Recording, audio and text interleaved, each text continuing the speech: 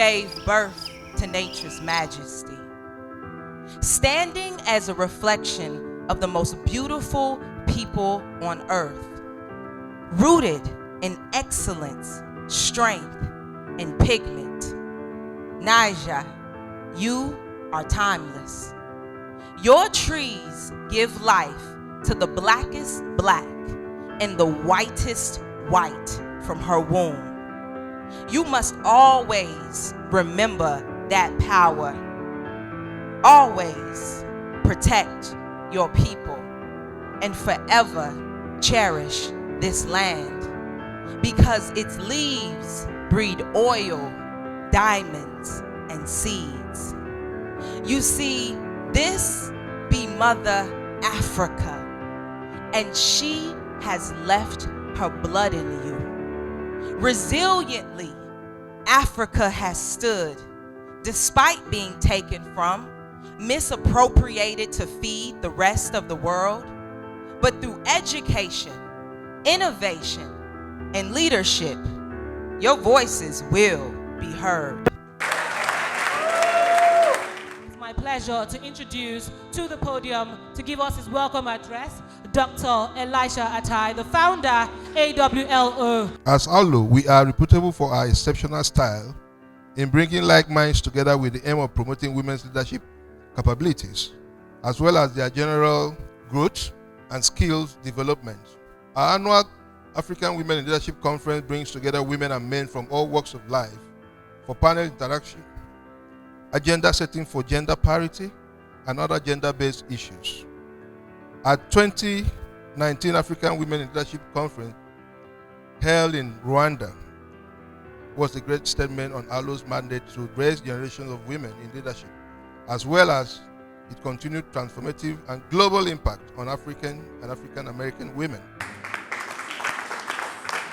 Please put your hands together for the FIG Dame, Her Excellency Senator Florence Itagiwa. It is my pleasure to welcome you to Calabar, Canaan City, and welcome all the delegates that have come from outside to Calabar. And I must say that this platform has made a lot of impact on women worldwide. There's enough information dissemination about the role of women in politics. But the good thing that has happened in recent times is that women are beginning to like and support each other so much. Put your hands together for the Speaker of the Cross River State House of Assembly, Right Honorable Eteng Jones Williams. Every day I turn back and say, yes, women are stronger than men. I look back and said, our mothers have done great things. A typical example is the Vice President we've seen here, the former First Lady, a woman that has seen it all, a woman that has seen war, she has seen the ups and downs of life. Ladies and gentlemen, she is none other person than Her Excellency Our special and invited guests who've come from far and near, members of other sister NGOs who could be present, the Awlo Youth Chapter, members of the media, distinguished ladies and gentlemen. You know, tonight we gather for three things. We've done the first one, to say happy birthday to Elisha. He's a greater than life figure, and we honor you tonight. We also gather to induct the officials of the Awlo chapter from Cross River States, and we know that they will do great and mighty things. So we want to congratulate you. But you know, tonight is a special night for me also, because more than 15 years ago in 2003, Calabar, Cross River State became home to my family and I. We came in the middle of the night as an exiled political family to a place we didn't know, somewhere chosen on our behalf. We were bundled on a plane and brought to Calabar. I can still remember that night as we landed and the fear and terror on the faces of our children as we arrived here. We got here around 2:30 in the morning, and it was quiet. After sleeping off the trauma the day after, we woke up to an environment that warmly welcomed us and gave us peace and tranquility for many years.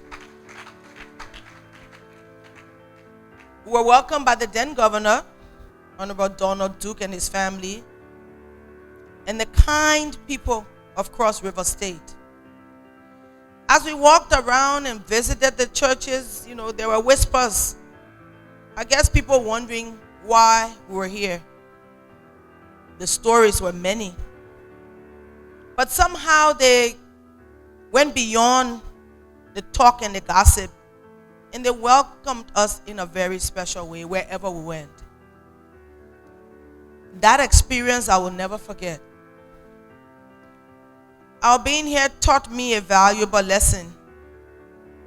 And that lesson is that whoever you are, wherever you find yourself in life, as you dream and you bring those dreams to reality, do it to the best of your ability, to ensure that you leave a legacy positive for your children and your family, so that they're never trapped in a lifetime of negative stigma.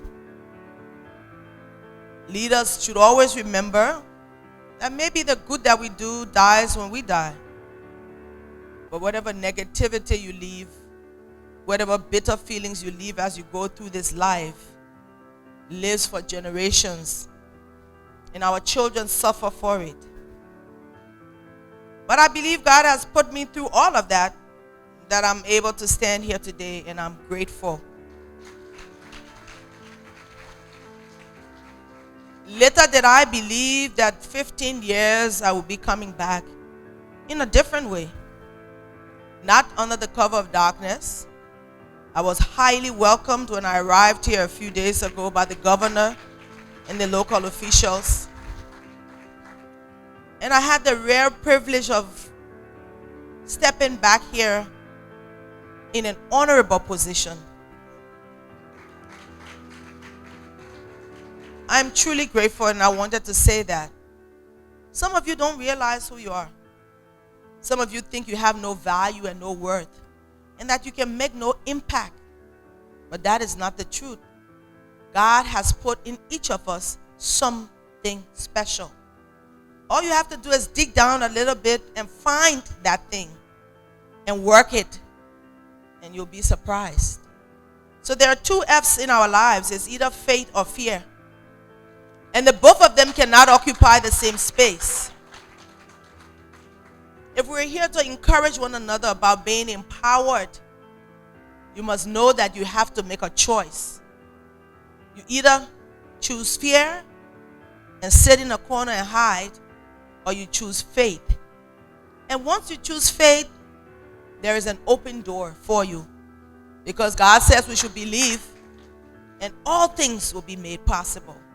As you look at empowerment and learn that it is about being able to,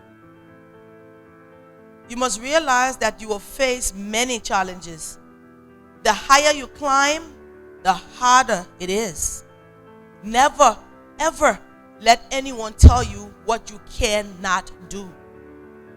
Because it is a ploy so that women stay in the back. Every trailblazer must ensure that there are tens of persons behind her to continue to carry that fire. The Bible says, write the vision and make it plain, that those who see it will run with it, and that the vision will never die, but that it will be accomplished as we have said. So that is what empowerment is. Learning, growing, striving, toiling, achieving, becoming greater than yourself, so that you too will leave your footprints in the sands of time. I want to thank you this evening for such a unique opportunity. I look forward to more women of worth growing up in their sectors, in their spaces, and becoming the jewels of our generation. Thank you.